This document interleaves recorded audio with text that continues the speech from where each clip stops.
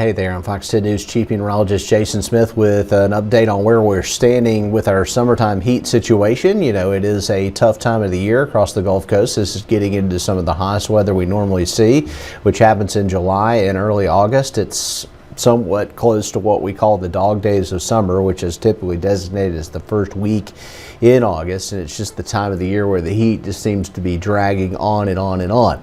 So where do we stand? You know, I get a lot of questions like, hey, can you cool it off a little bit? When are we going to see some cooler weather? That kind of thing.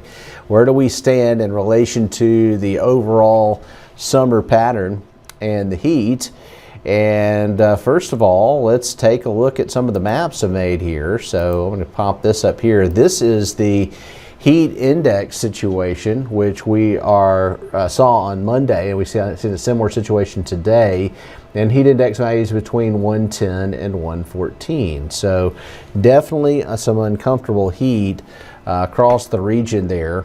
And we're expecting to see that hot weather continue at least through tomorrow. Looks like through the middle of the week this week, we're going to continue to see the potential of a lot of hot weather. So, you know, Monroeville at 114, Destin at 114. These are really uncomfortable numbers here. I'm going to pull my keyboard over so I can advance the graphics a little bit. So where are we? All right.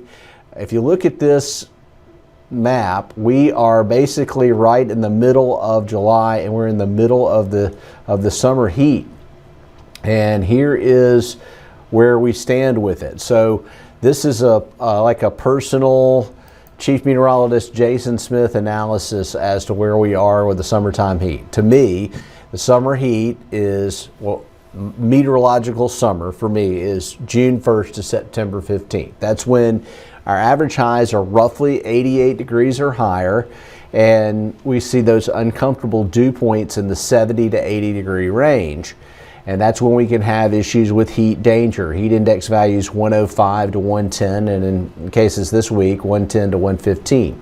So we're halfway there. We're at the climatological midpoint. If you take June 1st to September 15th, that's 107 days of the summer heat. You divide that in half, and the mean is about July 23rd, which is tomorrow. That would be Wednesday this week.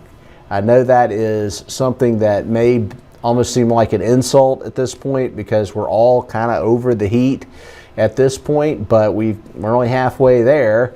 And this is approximate, but we're generally about halfway through the summertime heat. So I'll bring that back up full and we'll move along. So things to watch out for. If you think you're used to the heat, that kind of thing. You've been out in the heat before all your life. Well, you still have to stay hydrated and avoid heat exhaustion and heat stroke. So the signs of heat exhaustion, this is your warning sign. You know, this is when you need to get into a cool air-conditioned place or in front of a fan, take some breaks, chug that water. And the best thing to do is to drink water before you even go outside so you can get ahead of the game with hydration. It's really important because it's hard to actually get caught back up once you get dehydrated. But if you start to feel faint or dizzy, and of course, we're all going to be excessively sweating, but even more so than usual when you start to get into heat stroke and you get the cool pale skin, or you feel like you have a weak pulse, you start to get some cramps going on, that's when you know that you're not hydrated enough and that you need to get somewhere and cool off. Once you get into heat stroke, this is where it can be very serious. You could lose consciousness.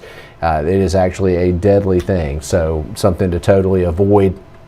We had a couple of different levels of heat to contend with from a National Weather Service perspective, and the threshold might be a little bit high here, but a heat index generally around 108 or greater is going to get us a heat advisory. If the heat index is above 110, you can see excessive heat warnings. This week it's been heat advisory stuff, but we've been close to the excessive heat warning criteria this week. So what is the heat index? Well, it's how hot it feels, and it's a combination of the humidity and the temperature. And so if you look at it and we have a temperature, say, of 94 degrees, but the relative humidity is 65%, you're going to have a heat index of 114. And we've seen that pretty consistently at times this week. We get really high, soupy air mass in place, and then you add in the temperatures getting up into the mid 90s in most places in the afternoon, in some cases the upper 90s. It doesn't take much to make it feel really uncomfortable, and this will accelerate the potential for heat-related illnesses.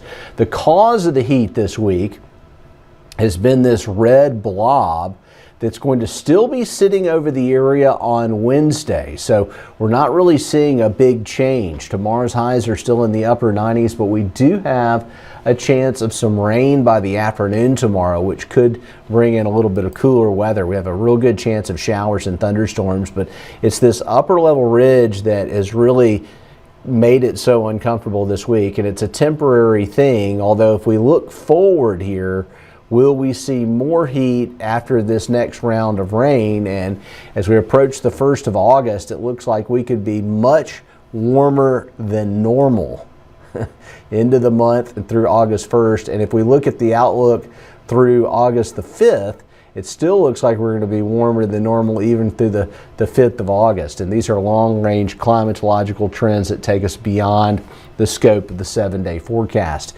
Some things I just wanted to show you.